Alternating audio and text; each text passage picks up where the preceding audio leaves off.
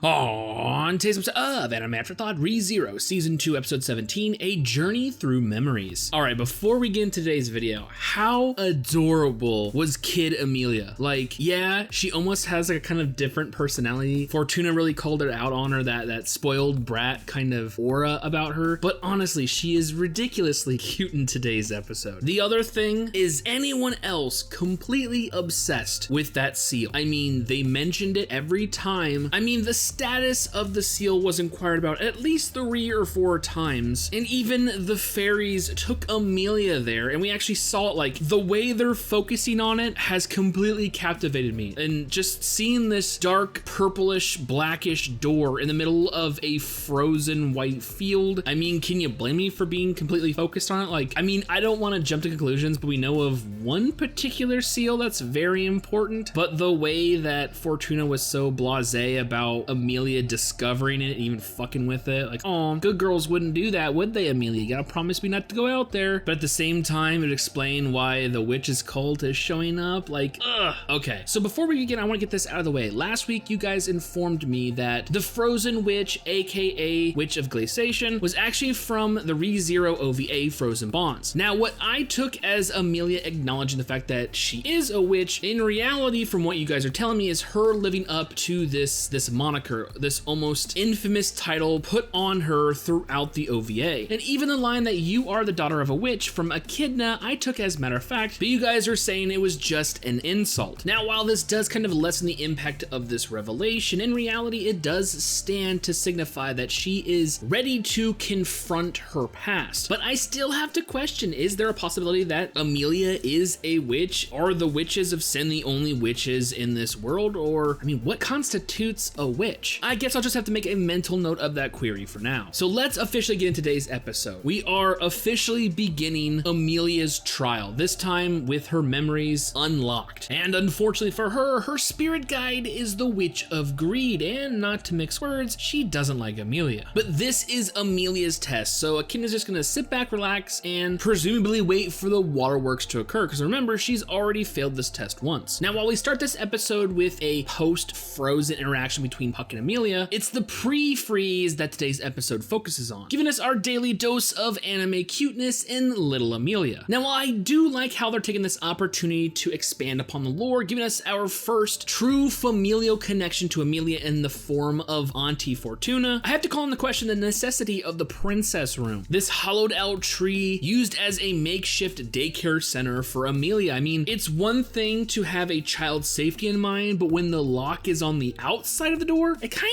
of makes it seem like you're more worried about Emilia escaping. Now, we're not given a lot of time to ponder about the concept of this room, for the following sequence of events are kind of surprising. Not only do we get what I believe is the first interaction between Emilia and a lesser spirit, what she refers to as the fairies, but upon following this little orb of light, she is actually led outside of the princess room, begins to wander the forest, and stumbles upon a very interesting interaction, giving us a glimpse of not only the elves of Elior Forest, but also what I believe is the witch's cult, being led by Beetlejuice romanee-conti, or at least a pre-insane version referred to as Juice. And the discussion taking place between Fortuna and Juice has the eavesdropping Emilia curiosity piqued, mentioning the elves' purpose in the forest, the current status of a seal, Emilia's parents, and her herself. Again, more queries cut short due to Fortuna leaving the conversation to check on Emilia. And I would like to point out how adept Emilia is at lying. I mean, covering up the dirt she acquired during her little jaunt through the forest with her drawing ink. I mean, should kids that young be that deceptive? But in the end, it did give us ink blot Emilia, and can you really argue with those results? With present day Emilia reflecting upon the memories, Echidna inquires whether she is ready to move on, which Emilia retorts, no, there's one more thing we need to see. Now, much like last time we witnessed Emilia escape the princess room, because it's time for Juice's visit again. His group is there presumably to restock, as well as inquire about the status quo. Once again, inquiring about the seal, but this time it seems that the lesser spirits are keen on showing her the real deal, and thus we are brought before my new ReZero obsession. As the forest transitions from green foliage to a frozen landscape, we are brought before a barren field covered in ice. A sea of white trees surrounds a protruding black monolith, and upon closer inspections, it is a locked door. Yes, this threshold, seemingly in the middle of nowhere, is just giving off those straight ominous vibes. Seeing little Emilia mess with the door and knowing that her trial has unanimously ended with her in almost catatonic state, I began to wonder, is this the point where shit gets crazy? But alas, no, her interaction with the door seems to have no effect, even as we see her trying to push it over. It's not until the following scene where shit begins to click. Escaping the seal, presumably heading back to the princess room so her escapades are not discovered, she just so happens to run into Juice. In his reaction to seeing Emilia was all the proof I need that he currently is a member of the witch's cult. Upon seeing this suspicious derriere poking out of a bush, he proceeds to question who it belongs to. And as Emilia steps out, Juice is reduced to a blubbering mess, spewing tears of joy, claiming as if he has received salvation. Now, at first, this interaction was a little confusing, and then I started to put the pieces together. Not only did Juice know about Emilia, but thanks to Fortuna, we know that those two have never officially met, saying, you know, it's probably best you don't, you know, you're not ready. The garb and the fact that this whole interaction, do you remember the purpose of the witch's cult? They are worshippers of Satella, the witch of envy. So when Juice saw Emilia, the spitting image of Satella, it's as if he's staring into the face of his god, which would only make sense if he is in fact a member of the witch's cult, for only God can grant salvation. Let me know if I jumped the gun on that one, but I mean, it kind of makes sense. The pieces kind of fall into place. But what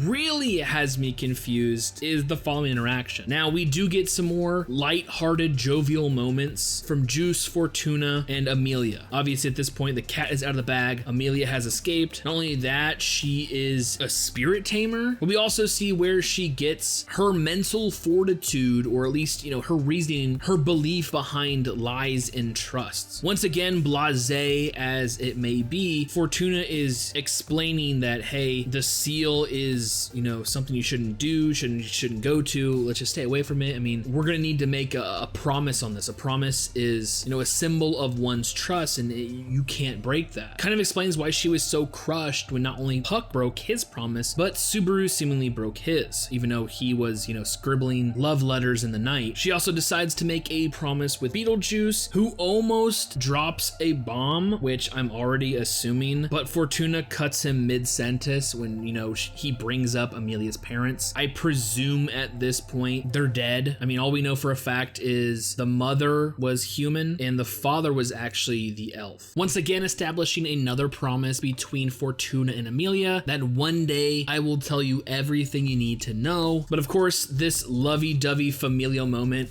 even Emilia's like, you're acting like a mommy and daddy, which I'm getting total Fortuna X Juice vibes. Like, I don't know how it reads in the web novel or the light novel. Did these two like each other? I mean, we know there's an age difference, which completely fucking confused me. Juice is like, oh, I'm way older than her. Aren't you a human? And elves live super fucking long, so what does that mean? What are you? He also said that he's a sinner. Does it have something to do with his long life or the witch's? Like I said, this whole episode gives more questions than answers. But at the end, we see, you know, this lovey-dovey moment is interrupted by someone who literally claims to be from the witch's cult. Regulus Cornelius, you know, the Sin Archbishop of Greed, the one that completely fucked shit up along with Gluttony at the beginning of season 2. Like, I gotta wonder, did we get a time frame of how long, like, the big freeze was? Because everyone is looking the same fucking age. Is everyone just eternal? Like, as soon as you get a witch's factor or commit a sin or whatever, you just get to live for however long you fucking want to? Like I said, I'm completely confused when it comes to time and ages. I don't know, but he's acting all kinds of fucking shifty, and I don't like it. I don't like it. From our personal experience with this motherfucker, shit's about to go down. I think this is the point where it's like, even Echidna says it, like, round one's over. Now it's time for the real fucking trial to begin. Fuck this shit. Like I said, this episode is kind of confusing when it comes to time and ages for me. How long was the big freeze? Juice makes it seem like he's like a fucking 1,000 years old or some shit, compared to Fortuna, who's an elf. Like, I'm confused. But yeah, this episode is, it's expanding the lore. I mean, questions we've had since day one. Who the fuck is Emilia? You know, they're starting to expand upon it, and I fucking love that. There's just so many good points. Seeing a pre-insane Juice, like, what the fuck happened to him? For a member of the witch's cult, he's acting really nice to the people of Elior Forest, unless it's because he views Emilia as, you know, akin to Satella, Emilia his goddess, but then why do we get the feeling that Regulus is just gonna fuck shit up if they're both members of the witch's cult? Like, I don't know. Another question is, what do the Ryuzus need? They say, you know, the next vital step in freeing the sanctuary, we gotta discuss that shit. And I believe it's Shima, the one in the white robe, is looking worse for wear. And also Ram flicked Otto in the head, which I thought that was funny. Anyways, like I said, I love today's episode. They're expanding upon the lore. I'm seeing a bunch of shit, and I got a feeling it's only gonna get crazier from here. So with all that being said, and more ReZero next week, I honestly cannot wait for future episodes.